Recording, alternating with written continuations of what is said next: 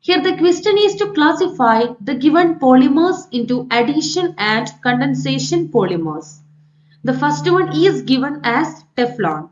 This is a type of addition polymer and is formed through the polymerization of tetrafluoroethylene C2F4.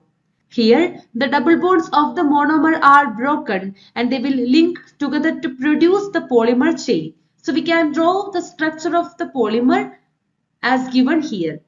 The second one is BHBV. This is a type of condensation polymer. It is produced by the polymerization of hydroxybutyrate and hydroxyvalerate monomers by condensation reaction, where each polymerization step releases a small molecule, typically water.